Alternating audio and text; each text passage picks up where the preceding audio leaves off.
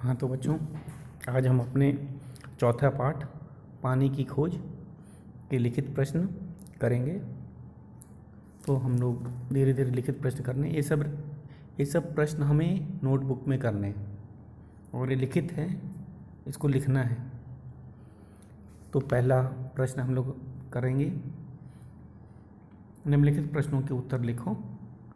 जीटू के लिए झील का जल किसी काम का क्यों नहीं था?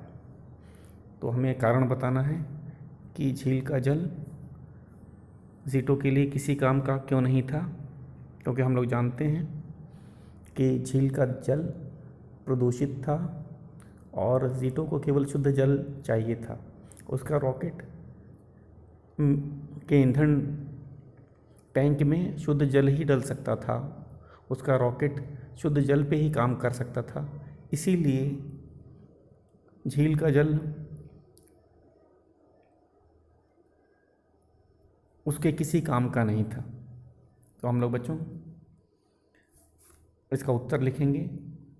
जीटू के लिए झील का जल किसी काम का इसलिए नहीं था क्योंकि झील का जल रसायनों के कारण प्रदूषित था तथा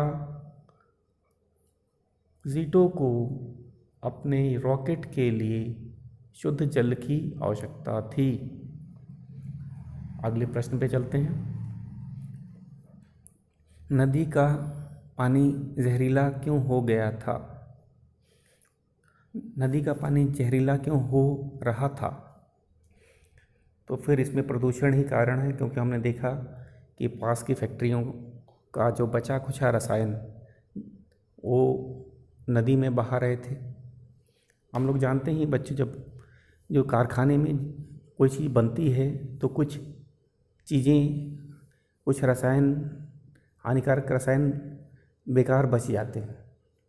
जैसे घर पे ही उदाहरण देख लीजिए, घर पे खाना बनाते समय हम लोग किचन में बहुत सा धोने का काम भी होता है, सब्जियां धोई जाती है, बर्तन धोए जाते हैं, तो कुछ पानी खराब होता है।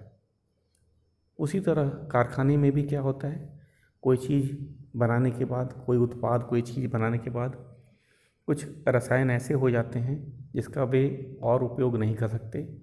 तो वे क्या करते हैं, वे पास के नदी में उसको बहा देते हैं। वे नदी को पानी का स्रोत न मानकर एक नाली ही मान लेते हैं। तो एक ये कारण था। तो हम लोग इसी का उत्तर, ख का उत्तर लिखेंगे। नदी का पानी जहरीला इसलिए हो रहा था क्योंकि पास के कारखाने का बचा खुचा रसायन, जहरीला रसायन उसमें बहा दिया जा रहा था, उसमें बहा दिया जा रहा था। तो ये था इसका उत्तर। अगला है हमारा ग, जीटू अंटार्कटिका क्यों गया? हमने इस पाठ में देखा, अंत में जीटू ने काफ़ी प्रयास किया। टीना ने उसको अलग जगह दिखाए, झील पे ले गई, नदी पे ले गई, यहाँ तक कि कुएं तक पे ले गई, और उसको शुद्ध जल नहीं मिला। तो अंत में जीटू ने अंटार्कटिका जाने का फैसला किया। कारण क्या था उसका? क्योंकि मनुष्य पानी के सभी स्रोतों को गंदा करते जा रहे हैं, प्रदूषित करते जा रहे हैं। अब जहाँ मनुष्य नहीं पहुँचे हैं वहीं का पानी शुद्ध बचा है। तो हम जानते ही हैं अंटार्कटिका दक्षिणी ध्रुव पे है और ये हमेशा बर्फ़ से ढका रहता है। यहाँ का तापमान बहुत कम होता है और मनुष्य वहाँ आसानी से नहीं रह सकते। तो इस कारण वहाँ का पानी भी शुद्ध है। तो हम लोग इसका उत्तर लिखेंगे बच्चों। जीटू अंटार्कटिका क्यों गया? जीटू अंटार्कटिका शुद्ध जल या साफ पानी लेने अपने रॉकेट के लिए लेने गया। जीटू अंटार्कटिका शुद्ध जल अपने रॉकेट के लिए लेने गया। ये तो लघु उत्तर वाला ही प्रश्न लग रहा है। तो हमें जो चीज़ पूछा जाता है उत्तर में उतना ही बताना है। कुछ बच्चे प्रश्न को बहुत लंबा खींच लेते हैं और जो चीज़ नहीं पूछा जाता वो भी लिखने की कोशिश करते हैं, तो ये सही नहीं। हमारा आंसर टू दी पॉइंट होना चाहिए, जो पूछा जाए वही बताना चाहिए। अगले प्रश्न पे चलते हैं हम लोग। घ, सीटू जाते जाते टीना को क्या चेतावनी दे गया। तो हमने देखा जब वो जा रहा था तो उसने एक बात बड़ी व्यंग में कही टीना को। किस बात में कहा? क्योंकि वो टीना को दुखी भी नहीं करना चाहता था लेकिन सावधान भी करना चाहता था। तो उसने जाते समय क्या कहा था? अंतिम वाक्य तुम्हें याद होगा, अलविदा, मैं साफ पानी लेने अंटार्कटिका जा रहा हूँ। हाँ, याद रखना तुम हर बार एक गिलास पानी लेने अंटार्कटिका नहीं जा सकोगी। तो इस अंतिम वाक्य में उसने चेतावनी दी थी। किसको? केवल टीना को नहीं, सभी मनुष्यों को दी थी, क्योंकि मनुष्य पानी के स्रोतों को गंदा करते जा रहे हैं, ये जानते हुए भी कि पानी के बिना जीवन संभव नहीं है। तो उसने सबके लिए चेतावनी दी थी। किसके लिए? केवल टीना को ही नहीं, उसने सभी मनुष्यों के लिए ये बात कही थी। तो हम इसका उत्तर लिखेंगे, जीटू जाते जाते टीना को क्या चेतावनी दे गया। तो जीटू जाते जाते टीना को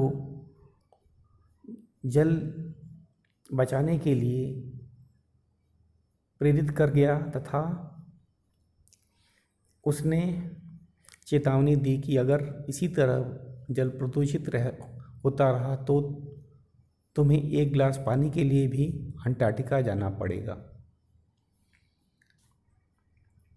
तो जीटू जाते जाते टीना को चेतावनी दे गया कि अगर पृथ्वी पे जल इसी तरह प्रदूषित होता रहा तो तुम्हें एक गिलास पानी के लिए भी अंटार्कटिका जाना पड़ेगा। तो ये थे बच्चों हमारे लिखित प्रश्न, इसको नोटबुक में लिखना है। आगे चलते हैं, पाठ के और भी प्रश्न हैं। भाषा से पढ़ो और समझो। पहला वाला है प्राण, प्राणी, प्राणवान, प्राणहीन। तो ये मूल शब्द है प्राण और बाकी शब्द इसी से बने हैं। तो इनका शब्द परिवार, मूल शब्द है प्राण, प्राणी, प्राणवान, प्राणहीन। ये प्राण के शब्द परिवार हैं। मूल शब्द था प्राण। तो उसी तरह हम लोग आगे चलते हैं। तो मूल शब्द से ही अन्य शब्द बनते हैं। जैसे हम दूसरे पे आते हैं, जीव। जीव से बना है जीवन, सजीव, जीवित। दुख, दुख से ही बना है दुखी, दुखद, दुखदाई। शुद्ध, शुद्ध का है अशुद्ध, शुद्धता, शुद्धि। उत्साह, उत्साहित, उत्साहपूर्वक, निरुत्साह। तो मूल शब्द है उत्साह, उत्साह से ही ये शब्द बने हैं बाकी। तो हमने बच्चों देखा कि मूल शब्द से एक शब्द परिवार बनता है। तो इसमें मूल शब्द थे प्राण, जीव, दुख, शुद्ध, उत्साह। और इन्हीं से जो शब्द बनते हैं वो उसके शब्द परिवार के होते हैं। जैसे जीव के शब्द परिवार में है जीवन, सजीव, जीवित। दुख मूल शब्द है, इसके शब्द परिवार के कौन कौन से सदस्य हैं? दुखी, दुखद, दुखदाई। शुद्ध, शुद्ध मूल शब्द है, इससे बना है अशुद्ध, शुद्धता, शुद्धता और शुद्धि। उसी तरह उत्साह मूल शब्द है, इससे बना है उत्साहित, उत्साहपूर्वक, निरुत्साह, निरुत्साह। अगले पे चलते हैं। ये संधि। संधि मतलब दो चीज़ों को जोड़ के, दो शब्दों को जोड़ के एक दूसरा शब्द बनाना। कार्य, इसको प्लस का जो साइन है इसको धन बोलते हैं या जमा बोलते हैं, दोनों सही है। तो कार्य जमा आलय इज का क्या शब्द निर्माण करती है? कार्यालय। संग्रह जमा आलय संग्रहालय। तो पुस्तक प्लस आलय हम जानते हैं पुस्तकालय। भोजन प्लस आलय भोजनालय। उसी तरह विद्या प्लस आलय विद्यालय। अनाथ प्लस आलय अनाथालय। तो ये थे शब्द संधि। दो शब्दों को जोड़कर एक शब्द बनता है, उसको शब्द संधि बोलते हैं। तो ये पढ़ना है और इसको समझना है। उसी तरह हम लोग एक इसका दूसरा प्रश्न कर लेते हैं।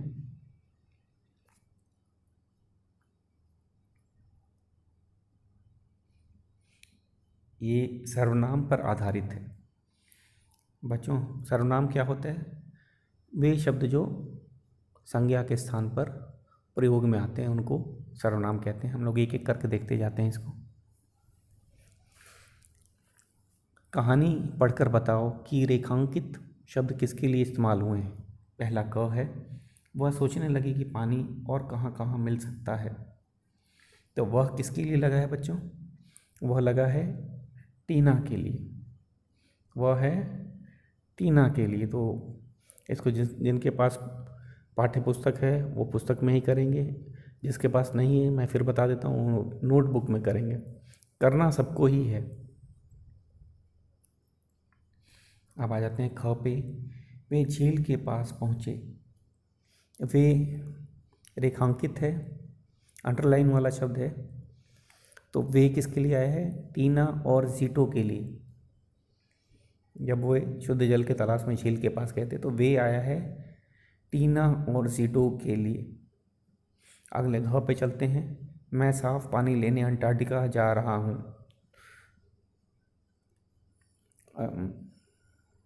ग वाला है साफ पानी से तो मेरा रॉकेट चलता है। तो मेरा है जीटो के लिए। ये जीटो ने बात कही थी कि साफ पानी से तो मेरा रॉकेट चलता है। तो मेरा है जीटो के लिए। घ है मैं साफ पानी लेने अंटार्कटिका जा रहा हूँ।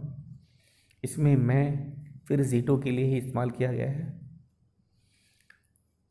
तो खाली स्थान पे लिखना जीटो के लिए। अब भागते हैं। क्या तुम एक दिन भी जल के बिना रह सकती हो? तो तुम किसके लिए बोला है? टीना के लिए। तो इस प्रश्नों को कर लेना है। ये सभी रेखांकित प्रश्न हैं, जो शब्द हैं वो सर्वनाम है। और हम लोग जानते हैं सर्वनाम संज्ञा के स्थान पर आता है। तो ये वाला प्रश्न कर लेना है। बाकी शेष प्रश्न हम लोग कल करेंगे इस पाठ के। तो आज का गृह कार्य है कि लिखित प्रश्न जो 4 हमने किए हैं इनको नोटबुक पे करना है अपने शब्दों में। कुछ बच्चे कॉपी शेयर करने की बात करते हैं, वैसा नहीं, सबको अपना अपना अलग अलग करना है। अपने शब्दों में लिखो। तो ये 4 प्रश्न हो गए। और जो बुक का हमने ये दूसरा प्रश्न किया है, एक ये